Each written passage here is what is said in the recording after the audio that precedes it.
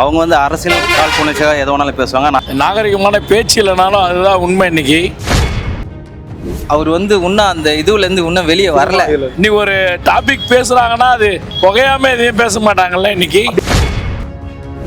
அதெல்லாம் தப்பா, அதாவது அது நிறைய அவங்க குடும்பத்தை பற்றிலாம் தப்பா பேசுறாங்க. அது மாதிரி பேசவே கூடாது அது.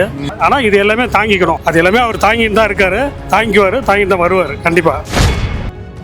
ஒன்றே பண்ண முடியாது. மறுபடியும் சினிமாவுக்கு போனால் தான் கொஞ்சம் நடிப்பில் நல்லா வருவார். இதுதான் அவட தற்கூரின்னு சொல்கிறதெல்லாம் கரெக்டு தான். அடிப்படை அறிவே இல்லைன்னு சொல்கிறது அது கரெக்டு தான். நீ வீட்டை விட்டு திரிசா வீட்டை விட்டுனாலும் வந்தாலும் சரி, இல்லை உங்கள் வீட்டை விட்டு வெளியில் வந்தாலும் சரி, இன்னைக்கூட மக்களோட வாழ்க்கை தரமாக இருக்கட்டும், மக்களோட சூழ்நிலைக்கு ஒன்றுமே தெரியாது. தற்கூரி அரசியல் தான் நீ பண்ண முடியும்.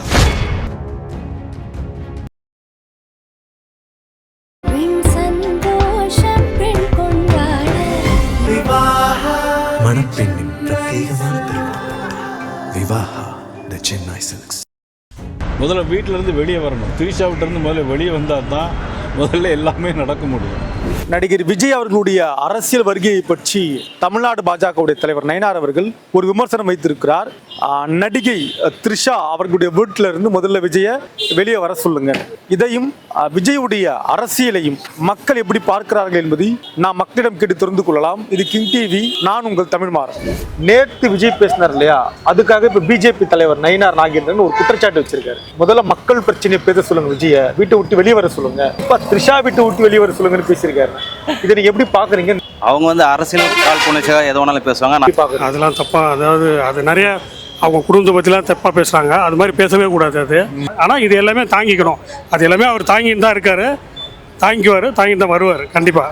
நாகரிகமான பேச்சு இல்லைனாலும் அதுதான் உண்மை. இன்னைக்கு நீங்கள் வந்து தமிழ்நாடு மக்கள் கூட ஒரு அதிக நேரம் ஸ்பெண்ட் பண்ணுறதை விட த்ரிஷா கூட தான் இன்றைக்கி வந்து ஒரு நியூ இயராக இருக்கட்டும், எதுக்கு அவங்க பிறந்த நாளுக்கு வீட்டுக்கு இல்லத்துக்கே சென்று பார்க்கக்கூடிய இதெல்லாம் செய்திலாம் நம்ம கேட்டோம். அவர் வந்து இன்னும் அந்த இதுலேருந்து இன்னும் வெளியே வரல, சினிமாலேருந்து வெளியே வரலாம். வெளியே வரணும்னா மக்களை சந்தித்தா மட்டும்தான் ஜெயிக்க முடியும். ஒரு நல்ல தலைவன் ஆகணும்னா முதல்ல மக்கள் மனசை புரிஞ்சுக்கணும். இன்னைக்கு ஒரு டாபிக் பேசுகிறாங்கன்னா அது புகையாம எதையும் பேச மாட்டாங்கல்ல இன்னைக்கு. விஜயுடைய அரசியல் பேச்செல்லாம் நேற்றுலாம் பேசியிருக்காரு, எப்படி இருக்கு?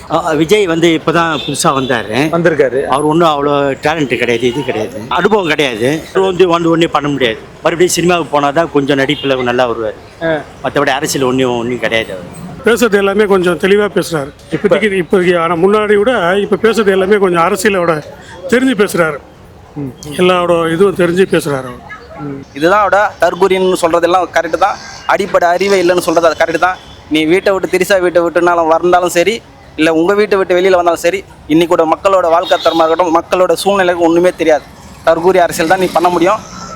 இதுதான் உனக்கு கடைசி என்ட்ரி, இதுதான் மொதல் என்ட்ரி, கடைசி இதுதான். சினிமாவை பொறுத்த வரைக்கும் அவருக்கு அந்த இதுவில் அவர் கரெக்டாக இருந்தார். பொதுமக்கள்னு வரும்போது இன்னும் அவர் இறங்கலை. என்னென்ன இறங்கி கற்றுக்கணும்? இப்போ இறங்கி தான் இருக்காரு. இப்போ இறங்கின ஒன்றுமே நான் முதலமைச்சர் ஆகணும்னா முடியாது. அப்போ என்ன பண்ணால் இந்த வருஷம் இல்லாமல் அடுத்த 5 வருஷமும் எந்த படமும் நடிக்காமல் கரெக்டாக மக்களுக்காக பேசிட்டு மக்களுக்காக இது பண்ணார்னா அடுத்த 5 வருஷத்தில் வேணால் ட்ரை பண்ணுறதுக்கு வாய்ப்பு இருக்குது. அண்ணா ஆச்சாரெல்லாம் எத்தனை நாள் ஒன்றாவது இருந்தார். ஆமாம். பின்ன அவர் எதுக்காக இருந்தார்? ஊழலை ஒழிப்பேன். ஊழல் அவங்க ஒழிஞ்சுதான் இல்லை. பின்ன வருவாங்க, அவங்க ஏதோ ஒரு பாலிட்டிக்ஸுக்காக வருவாங்க. நான் இதை ஒழிக்கிறேன் அதை ஒழிக்கிறேன் அப்படின்னு சொல்லிட்டு வருவாங்க. ஆனால் வந்து நயினார் நாகேந்திரன் வந்து கரெக்டாக தான் சொல்லியிருக்காரு இன்னைக்கு. ஏன்னா வந்து இன்னைக்கு அனைத்து கட்சியுமே பேசுகிறாங்கன்னா அவங்களாம் ஃபீல்டு ஒர்க்கில் இருந்திருக்காங்க பேசுகிறாங்க. விஜய் வந்து இன்னைக்கு இன்னும் கட்சி இப்போ தான் தொடங்கியிருக்காரு. 3ஆம் ஆண்டு நிகழ்ச்சியிலே வந்து ஒரு தெருக்கூத்து மாதிரி ஒரு டான்ஸ் ஆடினார் அவர் பாடகர் பண்ணதுக்கு. அதெல்லாம் வந்து ஏற்புடையது கிடையாது. இன்னைக்கு நீ கோடியாக சம்பாதிச்சு வச்சுக்கிட்ட பணத்தை காப்பாற்றுறதுக்காகவும் சினிமாவில் பெற்ற புகழ்ச்சிக்கு பத்தாமல் அரசியலுக்குள்ளே வந்து புகழ்ச்சி பெறலாம். எப்படி அரசியலுக்குள்ளே என்ன புகழ்ச்சினா, இப்போ சிஎம்களை எவ்வளோ பாதுகாப்போடு பல பந்தோபஸ்தோடு போகிறது, வெளியில் வர்றது, அந்த சுகபோக வாழ்க்கை இருக்குல்ல, இப்போ அந்த வாழ்க்கை அந்த மோக வாழ்க்கைக்காக தான் அரசியல் தேர்ந்தெடுத்துக்கே தவிர அடிப்படை வாழ்க்கை எங்களோட வாழ்க்கை தரத்தை உயர்த்துக்காக உன்னோட அரசியலுக்கு வரல. நீ சினிமாவிலேருந்து அரசியலுக்குள்ளே அதுக்காக வரவே இல்லை. விஜய்க்கு சினிமாவில் நடிக்க தெரியுது, ஆட தெரியுது, அதோடு நிறுத்திக்கிட்டு இருந்தால் நல்லது. சினிமாவுக்கு போதுமானதானே? அதோடு அவர் நிறுத்தி இருந்திருக்கணும். அரசியலுக்குள்ளே வந்தது வரட்டும், தப்பு இல்லை, அரசியல் வந்தது சரிதான். ஆனால் அரசியலுங்கிறது என்னன்னு அடிப்படை அறிவே இல்லாமல் வந்து அரசியலுக்குள்ளே வந்திருக்கிறாரு, அதுதான் தப்பு. அவங்க பரம்பரையாக பழம் சாப்பிட்டு கொட்டை போட்டவங்க அவங்கெல்லாம். அப்போ வந்து அவங்கள வந்து மக்களை எப்படி கவர் பண்ணணும், எப்படி அடிக்கணுன்றது அவங்களுக்கு தெரியும் எல்லாமே. அப்படின்னும் போது விஜய்க்கு வந்து இன்னும் அந்த நாலேஜ் வரல. நேற்று ஒருத்தர் இறந்துட்டாரு, கேள்விப்பட்டீங்க? திமுக அண்ணா திமுகலாம் எவ்வளோ நிகழ்ச்சிகள் நடத்திருக்காங்க, ஒரு உயிர் சேதமானது கிடையாது. ஏன்னா பாதுகாப்பு அந்த இது இருக்கும், ஒரு அவங்களுக்குள்ள ஒரு கட்டமைப்பு இருக்கும். அந்த கட்டமைப்பு எதுவுமே இல்லாமல் நேற்று ஒரு 4800 பேர் தான் அவங்களுக்கு அனுமதி கொடுத்தாங்க. இந்த 4800 பேரில் ஒரு உயிரிழப்பு. சூரஜ் என்ற ஒரு வடமாநில நண்பர் ஒருத்தர் இதுக்கு முன்னாடி கரூருக்கு முன்னாடி இறந்துருக்குறாங்க. எல்லா மாநாட்டிலையும் விழுப்புரம் மாவட்டம் மாதிரி இருக்கிறாங்க. ஆனால் அங்கெல்லாம் அது பெருசாக தெரியல. பார்த்தீங்களா, கரூருக்கு அப்புறம் தெரிஞ்சது காரணம் என்னன்னா, கரூருக்கு அப்புறம் அது வந்து இப்போ விஜயோட அந்த மைனஸ் பாயிண்ட் எல்லாருக்கும் வெளிப்படுத்தணும். கிட்ட நெருங்க விஜய் வச்சு யாராவது 2 சைடில் யாராவது ஒருத்தர் இழுத்து போட்டு கேம் ஆடலான்னு பார்த்தாங்க. விஜய் ஒரு தற்கொலைன்னு தெரிஞ்சுட்டான். அவனை உள்ளே இழுத்து போட்டு கேம் ஆடுறது வேஸ்ட், அது நமக்கு தான் லாஸ்ன்னு தெரிஞ்சிச்சு. அதனால தனியாக பிரித்து விட்டாங்க எல்லாரும்.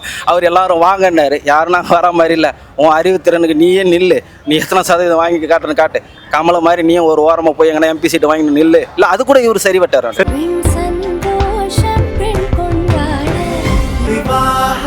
மணப்பெண்ணின் பிரத்யேகமான திருமணம் விவாஹா தி சென்னை சில்க்ஸ்.